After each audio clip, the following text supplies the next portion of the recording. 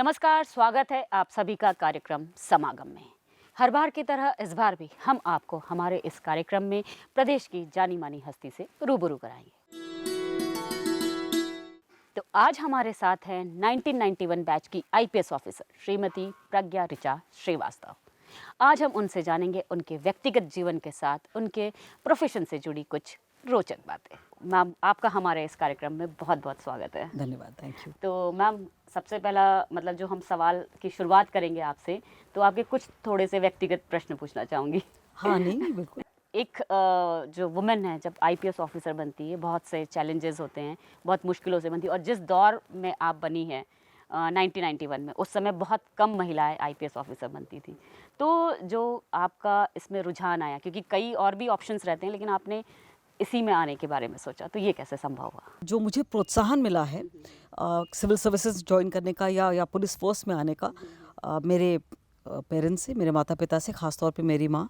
ये इमीडिएट जो मैंने ये निर्णय लिया कि मैं पुलिस सर्विस में ही आऊँगी, उसकी वजह ऐसी थी कि दिल्ली यूनिवर्सिटी में पढ़ती थी मैं, और ये वो दौर था जब बहुत मोटरसाइकिल पे कट मारना, वो खैर ख़त्म नहीं हुआ है पर तब बढ़ा था, चलन हुआ था। और हम लोगों के यहाँ एक केस में एक आइडेंटिफाइड मोटरसाइकिल थी, जिसमें कि हम लोगों ने हम पता चला, तो हम लोग गए थे थाने पर रिपोर्ट लिखाने। भाई काफ़ी हिम्मत की ज़रूरत होती है अगर कोई बच्ची आकर कहती है कि मेरे साथ ये घटना हुई है, कट मारा, मुझे गिराया या कुछ किया। तो वो जो यूनिवर्सिटी के थानेदार साहब थे, उन्होंने उस पर कुछ हस्ताक्षर किया और वापस कर दिया। तो मैंने कहा कि नहीं, ये तो एफआईआर नहीं है। तो उन्होंने बड़ा घूरा घारा और फिर कहा कि भाई इतना ही जोश है तो वर्दी लगा के देख, हाथ कितने बंधे होते हैं। वो डायलॉग मुझे आज भी याद है, भगवान उसका भला करे। तो उस दिन मैंने तय किया कि नौकरी तो एक ही करूँगी, मेहनत करके अगर आ गई तो, नहीं तो मेरा रुझान एकेडमिक्स की ओर था। तो मैंने ये एग्ज़ाम लिया और ईश्वर की कृपा से मिल भी गई नौकरी, और 30 साल हो गए हैं। मुझे नहीं याद कि एक भी दिन ऐसा निकला हो जब मुझे ये लगा हो कि मैंने कोई गलत चुनाव किया है। आप जब आईपीएस ऑफिसर बनी, शायद सबसे पहले आप भोपाल ही आई। मेरी थाना ट्रेनिंग जिसको कहते हैं, हम लोग शुरू में 3 महीने थानेदार बनते हैं, हाँ, वो मंगलवारा थाना भोपाल। तो कैसा एक्सपीरियंस उस समय? ओल्ड भोपाल का क्षेत्र है, और मेरे एसपी जो तब थे भोपाल के, उन्होंने जो थानेदार थे उनको अलग कर दिया था, पर मुझे पूरे थाने का प्रभार दिया था। और बड़ा मुश्किल समय था, क्योंकि ये 92 के जस्ट बाद का समय था। और मुझे अभी भी याद है कि मुहर्रम का जो पहला तजिया होता है भोपाल में, वो मंगलवारा से उठता है, और 12 बजे रात को वो पहला तजिया उठना था। उसके थोड़ी ही देर पहले एक धार्मिक स्थल पर कोई घटना घटित हो गई और बहुत ही टेंस माहौल हो गया था। तो एसपी साहब तुरंत आ गए थे।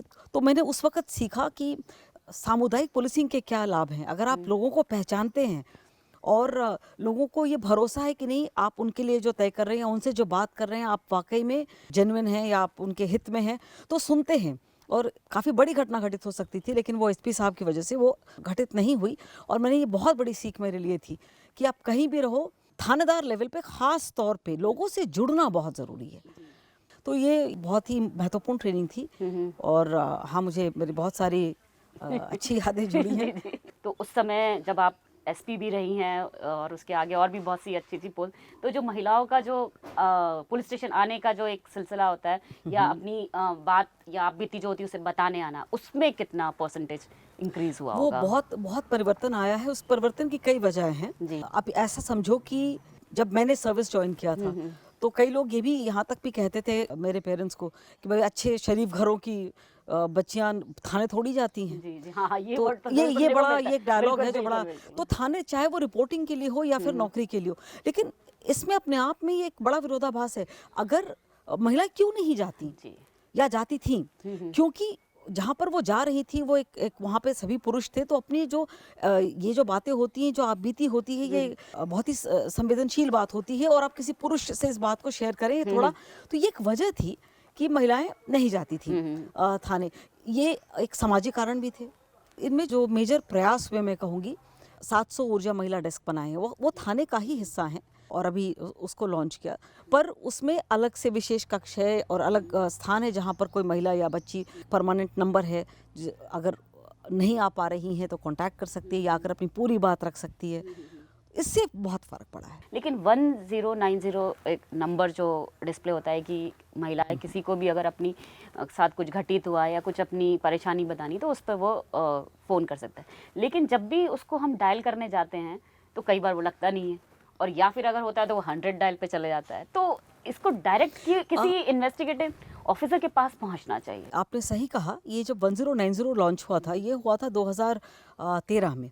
2012 की जो एक घटना घटित हुई थी जो देश भर में, तो उसके बाद कई सारी चीज़ें जो इन प्लेस आई वो 1090। लेकिन अभी जो प्रयास है वो ये केंद्र सरकार का भी प्रयास है कि एक सभी विभागों को सभी लोगों को लेकर सिंगल डायल नंबर हो, जो 112 डायल नंबर है। उसके पहले हमारे प्रदेश में डायल 100 लॉन्च हुआ, और हम लोगों ने ये पाया कि ये 1090 की जो प्रक्रिया थी, ये प्रक्रिया जब लागू हुई थी तो डायल 100 नहीं था। इस प्रक्रिया के तहत पहले जो भी पीड़िता हैं वो डायल करेंगी, उसको कंप्यूटर पर लेकर और नोडल ऑफिसर ज़िले को भेजा जाएगा, वो वहाँ से थाने को बताएंगे, थाना जाएगा, और तो ये काफ़ी लंबी प्रक्रिया थी और इसमें 48 घंटे का टाइम पीरियड दिया गया था। डायल 100 एक त्वरित निराकरण का जरिया है पुलिस के लिए।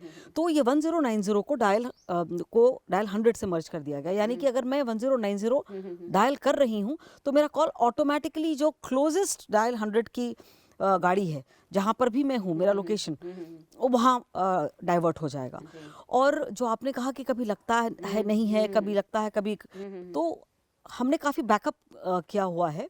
ऐसे कई सारी, इसको हम इवेंट बनना कहते हैं कि भाई कहीं से फ़ोन आया तो वो एक इवेंट क्रिएट हुआ। ऐसे कई सारे रैंडम इवेंट्स को हमारे शाखा के लोग हम वेरीफाई करते हैं, हम कॉल बैक करते हैं उस नंबर पे जहाँ से जो हमारे पास उसकी डिटेल होती है कि आपने ये नंबर डायल किया था, आप की क्या प्रॉब्लम थी, आपको कितनी बार थाने जाना पड़ा, क्या आपकी समस्या का निदान हुआ, ये हम फीडबैक रेगुलर लेते हैं। और उसके आधार पर कई ऐसे पुलिसकर्मियों को सजा भी मिलती है कि जिन्होंने इमीडिएट रिस्पांस नहीं दिया हो। महिलाओं के लिए इन्वेस्टिगेटिंग ऑफिसर भी महिला पुलिस ही होनी चाहिए, क्योंकि कई सारी चीज़ें ऐसी होती कि जो मेल इन्वेस्टिगेटिंग ऑफिसर को वो नहीं बता सकते। तो ऐसे क्या आप लोगों ने अभी डिसाइड किया है कि कई थानों में महिला पुलिस ही होना चाहिए जो महिलाओं को अटेंड करे? नहीं, ये तो आजकल कई सारे धाराओं में और कई जो माइनर एक्ट हैं उसमें प्रावधानित है कि एफआईआर महिला को ही लेना है, महिला पुलिसकर्मी, या यदि थानेदार उपलब्ध नहीं है तो प्रधान आरक्षक हैं, एएसआई हैं, और कईयों में विवेचना भी मैंडेटरी है कि महिला ही करेगी। तो ये तो संपूर्ण प्रदेश में हमारे विभाग ने लागू कर रखा है। और अगर किसी वजह से कोई ऐसी दूर दूरस्थ जगह हुई जहाँ पर महिला थानेदार की या महिला डीवाईएसपी की पदस्थापना नहीं है, ऐसे बहुत ही विशिष्ट परिस्थितियों में पुलिस अधीक्षक द्वारा वो विवेचना किसी वरिष्ठ डीवाईएसपी से कराई जाती है। हाँ, और मैम ये भी जानना चाहेंगे कि जैसे आजकल हम देख रहे हैं कि कई ऐसी घटनाएं घटित हो रही है, बहुत ज़्यादा, हो सकता है पहले पता नहीं चलता हो, लेकिन आज कल इतना तो हो गया है कि पुलिस स्टेशन तक पता चल जाता है कि कहीं कोई ऐसी मिसहैपनिंग हुई। जैसे हम रेप केसेस की बात करें, पहले तो दब जाया करती थी, लेकिन आजकल पुलिस तक पहुंच जाती है। तो ये जो रेप केसेस की घटना है, इसमें मुलजिम तो पकड़ाए जाते हैं, लेकिन कई बार ऐसा होता है कि उन्हें सज़ा नहीं मिल पाती है। आपने ठीक कहा, हम केसेस रजिस्टर तो करते हैं क्योंकि हमारा पुलिस आउटरीच प्रोग्राम के तहत हम भी लोगों के बीच जाते हैं, महिलाओं को भी शायद कहीं विश्वास बंधा है और सामने आती हैं, किंतु जो हमारा कन्विक्शन रेट है वो बहुत हाई नहीं है, क्योंकि और इसका हम लोगों ने कर भी रहे हैं लगातार, और निरंतर प्रक्रिया है इसको समझने की कि किन कारणों से हमारा कन्विक्शन रेट नहीं हो पा रहा, जो आपने अभी कहा। तो विटनेस का हॉस्टाइल होना उसमें एक बहुत बड़ा कारण है। वो विटनेस यानी कि जो पीड़िता फरियादिया खुद, इसका भी हम लोग इसकी भी एक मनोवैज्ञानिक स्टडी करवा रहे हैं कि क्या बात है। कई कारण होते हैं, कई बार हम बियॉन्ड रीजनेबल डाउट प्रूव नहीं कर पाते कि भाई ये प्रकरण सेक्सुअल असॉल्ट का ही है। ख़ास तौर पे ऐसे प्रकरण जिनमें महिला और पुरुष के बीच में संबंध काफ़ी समय से हैं, पर वो बाद में बताने आती है कि नहीं, जो मुझे बलपूर्वक रखा गया, तो उसमें हमारे लिए साक्ष्य जुटाना थोड़ा मुश्किल हो जाता है। लेकिन जो प्रयास हम कर रहे हैं वो हमने ऐसे सारे जघन्य अपराधों को पुलिस महकमे ने चिन्हित अपराध के तहत रखा है। दूसरा एक विटनेस प्रोटेक्शन स्कीम है, यानी कि जो हमारे जो विटनेस हैं, जो उनको हम चाहे वो फरियादिया खुद हों या जो अन्य विटनेस हों, तो उनको हम किस तरीके से प्रोटेक्शन दे सकते हैं उनका, ताकि वो आकर के अपना बयान जी। कोर्ट में सही कई बार तरीके वो से भी तो बदल ही देते वो हैं। हाँ, वो कई बार डर की वजह से भी जी। उनको धमकाया भी जाता है, डराया भी जाता है। तो ये हमारा प्रयास है कि ये वो जो डर उनके मन में ना हो, उन्हें पता हो कि नहीं, पुलिस उनकी सुरक्षा के लिए बिल्कुल उपलब्ध है। जो समाज और जो पुलिस विभाग है, अगर दोनों साथ होकर, साझा होकर और जब ये केस की प्रक्रिया होती है उसमें साथ दें, जी। तो हमारा तो बिल्कुल निश्चित दोषियों तौर को पे मतलब दोषियों सजा को मिल सजा सकती है। निश्चित तौर पे। मैम, यहाँ हम एक छोटा सा ब्रेक लेते हैं और ब्रेक के बाद आपसे बात करेंगे कि निर्भया कांड होने के बाद में इन केसेस में किस तरीके से कमी आई है।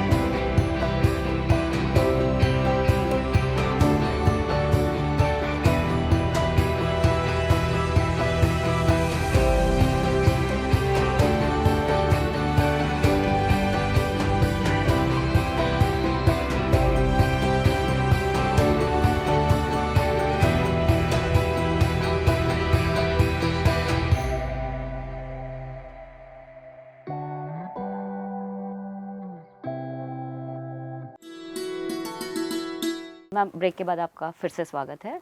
जब निर्भया कांड हुआ तो निर्भया कांड के बाद में कई सारी चीज़ें, कई परिवर्तन, पुलिस डिपार्टमेंट में भी कई सारी चीज़ें अलग अलग नए नए तरीके से की। और दूसरा ये भी कि डेथ सेंटेंस का जो एक कॉलम नया हुआ है, तो हमारे मध्य प्रदेश में भी उस चीज़ को लागू किया गया। तो ये कितना कार्य, इससे क्या हो रहा है कि जो ये वाले जो केसेस है उसमें कमी आई हो? डिटरेंट एलिमेंट में ये कहूंगी कि वो सिर्फ प्रावधान कर देने से नहीं होता है। अगर श्योरिटी हो और लोगों को दिखे कि हाँ ये सजा हुई, तो वो डिटरेंट का काम करता है। अभी कई केसेस ऐसे हैं जिनमें लाइफ सेंटेंसेस हुए हैं, लोगों को दिखा है, अब समाज में दिख रहा है कि नहीं, ये करने से ऐसी सजा होती है, श्योरिटी है। वो श्योरिटी, वो विश्वास लाने की कोशिश हम कर रहे हैं। ये डिटरेंट के रूप में तभी काम करेगा जब लोगों को प्रत्यक्ष रूप से दिखेगा कि हाँ ये वो फला है, इसने ये हरकत की और ये आज उसको डेथ सेंटेंस मिला है या लाइफ सेंटेंस। डेथ सेंटेंस तो हमारे शायद रेयर ही है। हालांकि हमारा पहला प्रदेश था जिन्होंने बच्चियों के केस में और रेप और मर्डर के केस में, लेकिन इसे कई हाई कोर्ट्स ने इसे रूल डाउन किया है। खास तौर पे अगर इसमें अक्यूज्ड भी नाबालिग है तो इसे रूल आउट किया है। लेकिन ये तो व्यवस्था है और ये निरंतर एक प्रक्रिया है मंथन की हम सभी के लिए, कि हम किस तरीके से ये डर पैदा कर सकें ऐसे लोगों में जिनको लगता है कि अपराध जगत के, कि जिनको लगता है कि ये हम घटना घटित करके और हमें हमारा कुछ नहीं बिगड़ेगा। तो ये डर पैदा करना ये बहुत जरूरी है। तो निश्चित तौर पे फर्क पड़ता है।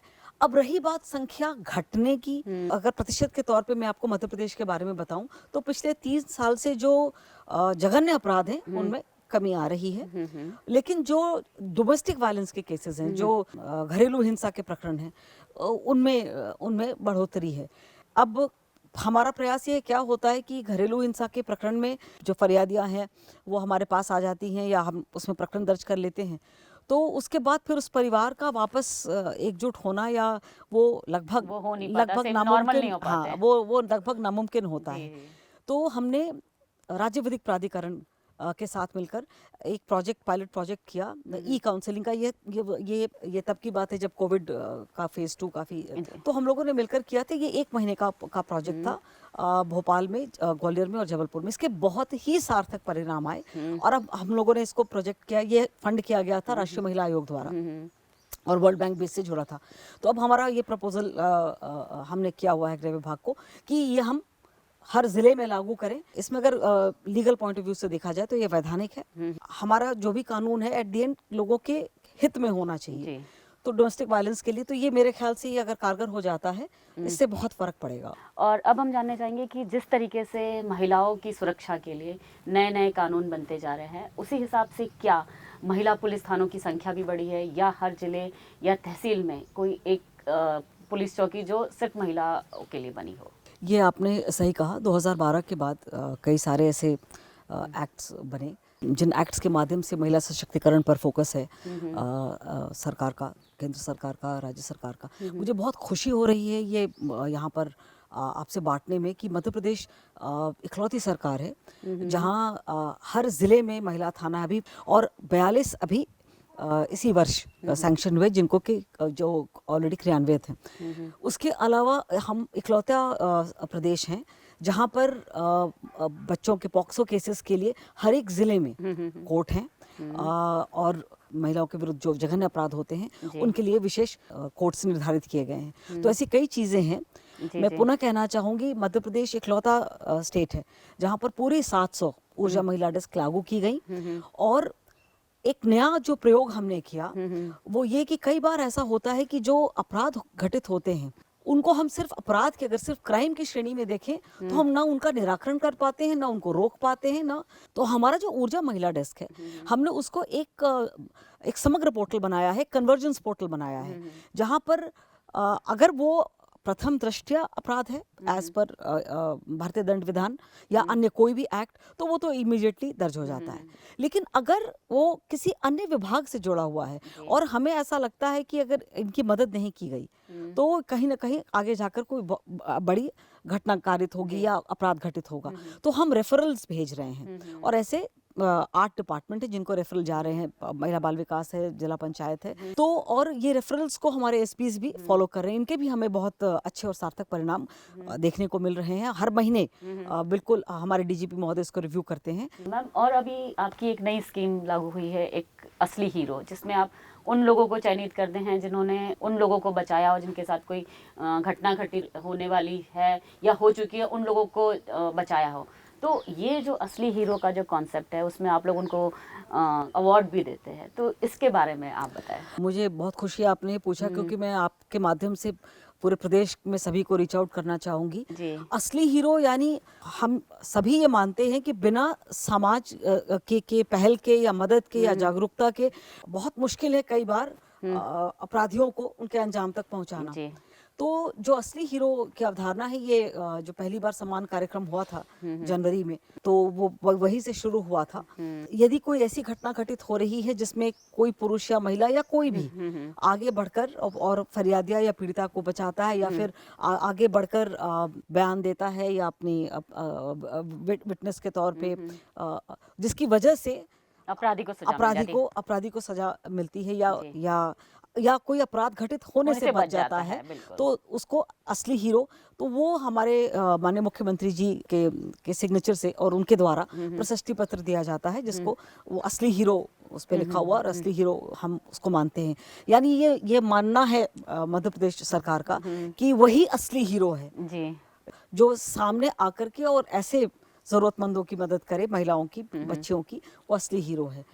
ये इसकी अवधारणा है और मैं अपील करूंगी कि कृपया ऐसे लोग सामने आए।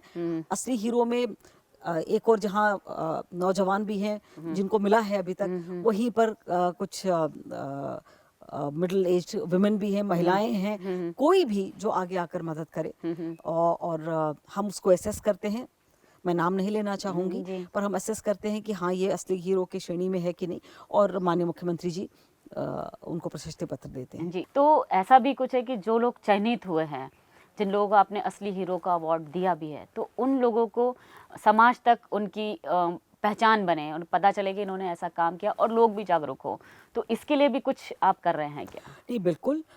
इसके लिए हम लोगों का 2 तरीके से हम प्रयास कर रहे हैं।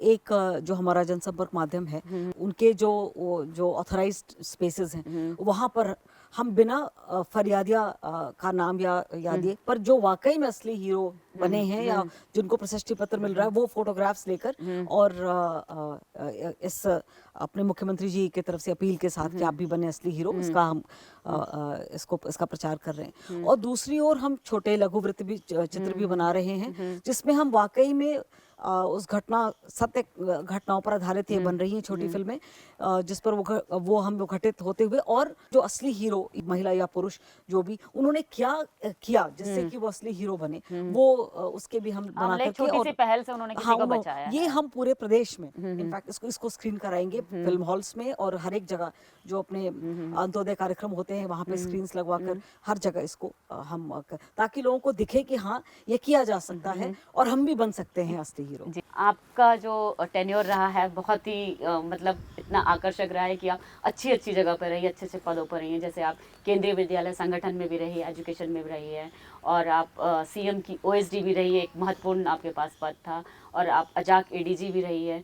तो इतने महत्वपूर्ण विभागों में रहने के बाद अब आप इस ऐसे सेंसिटिव अब महिलाओं के अगेंस्ट जो अपराध हो रहे हैं उनको आप देख रही है, तो अब आपसे क्या नई उम्मीद की जाए कि क्या आप नया करने वाले हैं? कोई भी पद बड़ा या छोटा या महत्वपूर्ण या कम महत्वपूर्ण नहीं होता। जो भी जिम्मेदारी सरकार हमें देती है, हर एक को, मैं हूँ या कोई भी हो, उसे अपनी पूरी क्षमता के साथ और व्यावसायिक दक्षता के साथ उसको निभाना चाहिए। जी जी। और यही प्रयास रहता है हमेशा, और यही प्रयास रहा है जहाँ भी रही हूँ, चाहे वो विशेष सशस्त्र बल, जो अगेन महिलाओं के हिसाब से देखा जाए, मैंने 8 साल वहाँ दिए हैं, 3 साल चयन में, जहाँ मैंने 30,263 लोगों की भर्ती की। इसमें मैं आपको बता दूं कि जब तक जो हमारे मुखिया यदि आपसे सहमत नहीं हो, आपका जो भी नवाचार हम करें या जो भी प्रयास हम करें, उसमें 2 अन्य लोग हैं जिनको जोड़ा होना चाहिए, जो बहुत आवश्यक है। एक जो विभाग के मुखिया हैं, यानी हमारे डीजीपी, और दूसरे जो आपके अधीनस्थ हैं, जी। जिनको कि आपका जो भी नवाचार है या जो सोच है या जो भी व्यवस्था आप स्थापित करना चाहते हो, वो उसको इम्प्लीमेंट हाँ जी, करेंगे। बिल्कुल। मैं बहुत सौभाग्यशाली हूँ कि मुझे ऐसे मुखिया मिले हैं, जो कि जब भी कोई नई कोई बात लेकर मैं जाती हूँ, तो वो बहुत ही खुले मन से उसको स्वीकारते हैं। और हमारे जो अधीनस्थ हैं, जो हमारे एसपीज हैं या डीवाईएसपीज हैं, या पूरा, तो मध्य प्रदेश की पुलिसिंग बहुत ही संवेदनशील और एक व्यावसायिक रूप से दक्ष पुलिसिंग है।